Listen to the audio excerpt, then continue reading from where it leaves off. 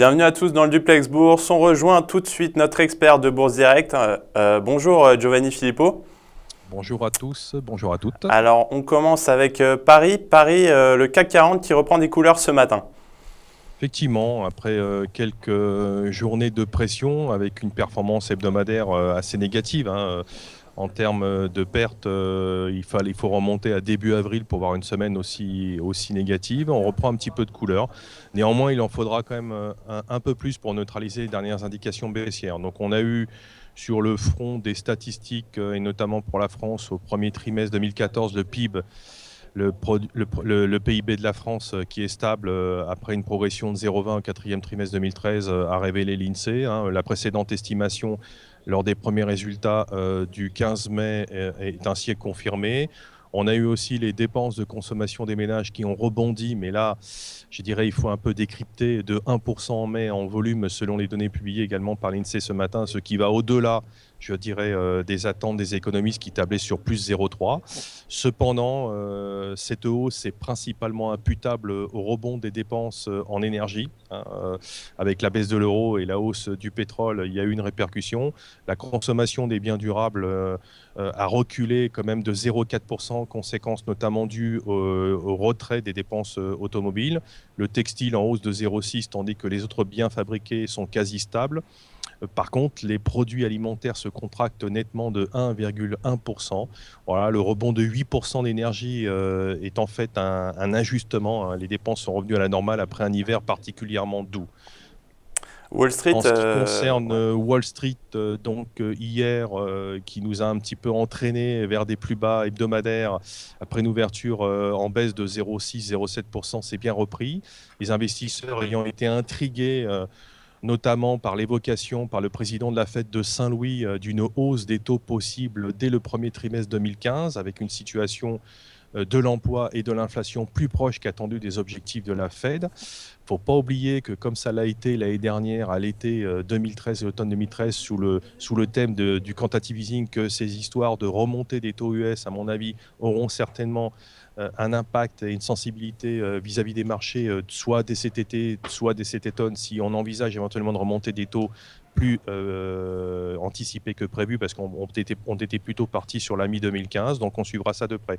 Au niveau des indications que l'on a eues hier, les dépenses de ménage n'ont augmenté que de 0,20%, ce qui était assez décevant aux États-Unis, alors que les revenus, eux, par contre, ont progressé de 0,4 comme attendu. Au niveau des demandes hebdomadaires d'allocation chômage, elles sont restées stables. Aujourd'hui, en termes de statistiques, on attendra juste la confiance du consommateur selon l'Université de Michigan à 15h55, et pour l'instant, le marché américain reprend un petit peu de hauteur en préouverture. Alors Pour conclure sur sur les l'Asie. places étrangères, l'Asie, on a eu le taux de chômage au Japon qui est quand même revenu à un plus bas de 17 ans, à 3,5% en mai, mais la consommation des ménages a reculé de 8%. Là, il y a aussi l'impact de la hausse de la TVA. Donc ce matin, l'Asie, Tokyo a clôturé tout de même en repli de 1,16%. Shanghai en hausse de 0,63% et Hong Kong, par contre, en nette hausse de 1,45%. Pour l'analyse technique maintenant, quels sont les supports et résistances à surveiller? Alors, on évolue dans une figure, je dirais, constituée par des plus hauts et des plus bas hebdomadaires en amont de la BCE. On a testé hier la partie basse, la zone 4420-4400 avec un plus bas de 4412. Donc, pour l'instant, au bénéfice d'indications de survente technique, le CAC effectue un rebond. On avait proposé hier une stratégie acheteuse à mi-séance. Tant qu'on reste au-dessus de 4440, pour l'instant, c'est le cas. Voire dernier carat au-dessus de 4418, on pourrait s'attendre à un rebond un peu plus marqué en direction de 4481, qui est un peu le niveau de neutralisation du dernier signal baissier. Dans l'idéal, je dirais, ça serait d'aller combler le gap baissier du 25 juin qui se situe entre 4496 et 4513. A contrario, si cet après-midi on se réinstalle sous 4440. Alors là, on pourrait avoir comme objectif un retour sur 4412, le plus bas d'hier, afin soit de réaliser un double bottom, ce qu'on appelle un double point bas en appui, voire 4396, qui est pour nous le point le plus sensible, histoire de vérifier si ce palier, si ce surpalier, une défense importante est organisée. Pour rappel, sa perte nette en séance ou en clôture pousserait probablement les investisseurs à la vente parce que pour l'instant, on n'a pas vraiment de flux d'investisseurs importants. Alors du côté microéconomique maintenant pour conclure, on parle de BNP aujourd'hui encore.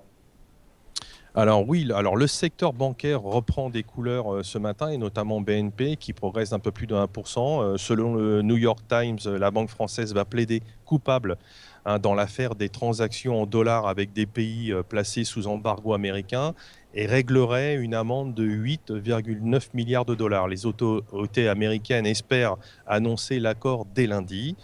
Au niveau des valeurs, on a souligné aussi EuropaCorp, la société de Luc Besson, une small cap qui s'effondre quand même de 17,70% à 4 euros ce matin, après la publication de ses résultats annuels hier soir. Donc les performances sont nettement inférieures aux attentes selon Gilbert Dupont, notamment à cause de l'annulation du plan d'action gratuite. Retraité de ces éléments, les résultats sont un peu plus présentable, mais l'analyste est étonné par le net alourdissement de la dette. Donc il a placé son avis positif sous revue en attendant la réunion qui se passe ce matin devant les analystes. Natixis, autre cabinet d'analyse, est un peu plus modéré et parle d'une tendance qui reste très positive malgré des résultats intégrant de relatives déceptions, une dépréciation sur l'activité événementielle et la réserve des commissaires aux comptes sur les 45 millions de dollars de la Fox. Voilà, des déceptions à bien nuancer car la réserve porte sur le rythme d'enregistrement du chiffre d'affaires et non sur le montant. Donc indique l'analyste qui reste pour autant néanmoins acheteur même avec cette lourde perte matinale. Merci Giovanni pour ce point complet. Très bonne séance à tous et très bon week-end. À bientôt, bon week-end.